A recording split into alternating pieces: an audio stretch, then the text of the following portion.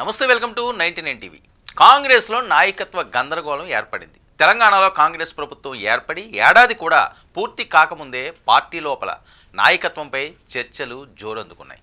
ముఖ్యమంత్రి రేవంత్ రెడ్డి, ఉప ముఖ్యమంత్రి బట్టి విక్రమార్క ఇద్దరు కాంగ్రెస్ నేతలే అయినా వారి పనితీరులో స్పష్టమైన తేడాలు కనిపిస్తున్నాయి. ఒకవైపు సీఎం కుర్చీ చుట్టూ రాజకీయ చర్చలు నడుస్తుంటే, మరోవైపు బడ్జెట్, ఆర్థిక నిర్ణయాలపై బట్టి పాత్ర ఎక్కువగా కనిపిస్తుంది. ఇక రేవంత్ రెడ్డి వేగంగా నిర్ణయాలు తీసుకునే నాయకుడిగా పేరు తెచ్చుకున్నారు. రాజకీయంగా దూకుడుకు ముందుకు వెళ్ళడం ఆయన శైలి. ఇక బట్టి విక్రమార్క మాత్రం లెక్కలు, స్థిరత్వం, విధానాలపై ఎక్కువ దృష్టి పెట్టే నేతగా కనిపిస్తున్నారు. ఈ ఇద్దరి మధ్య బయటకు కనిపించని నేనే నెంబర్ 1 అన్న పోటీ కాంగ్రెస్లో చర్చకు దారితీస్తుంది.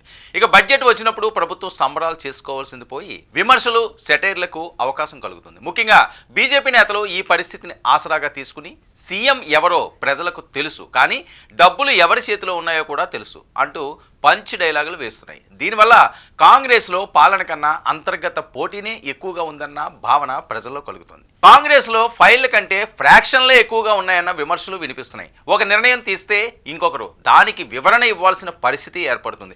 ఇది నిజంగా పాలన లేక రోజు ప్రెస్ మీట్లతో నడిచే రియాలిటీ షోనా అన్న ప్రశ్నలు అందరిలోనే తలెత్తుతున్నాయి. బట్టి బడ్జెట్ వివరాలు చెబితే అది రేవంత్ విజన్ అని అంటారు. రేవంత్ హామీలు ఇస్తే వాటి లెక్కలు బట్టి అడుగుతారు. ఈ పరిస్థితి బీజేపీ ఒక పార్టీ, 2 పవర్ సెంటర్లు, ఒక ప్రభుత్వం, 2 దిశలు అంటూ ఎద్దువా చేస్తుంది. ఇక కాంగ్రెస్లో సీఎం మాటే తుది నిర్ణయమా లేక డిప్యూటీ సీఎం సంతకం ఉంటేనే వ్యవహారం పూర్తవుతుందా అనేది ఇప్పుడు ప్రధాన ప్రశ్న. అన్నిటికంటే ముఖ్యమైనది ప్రజలకు కావాల్సింది స్పష్టమైన పాలన. కానీ కాంగ్రెస్లో మాత్రం అంతర్గత సమతుల్యతే పెద్ద సవాలుగా మారింది. ఈ నేపథ్యంలో ప్రజలకు మెరుగైన పాలన అందుతుందా లేదా అనే అనుమానాలు కూడా ఇటు రాజకీయ నేతలు, ప్రజల్లో కలుగుతుండే సందిగ్ధత.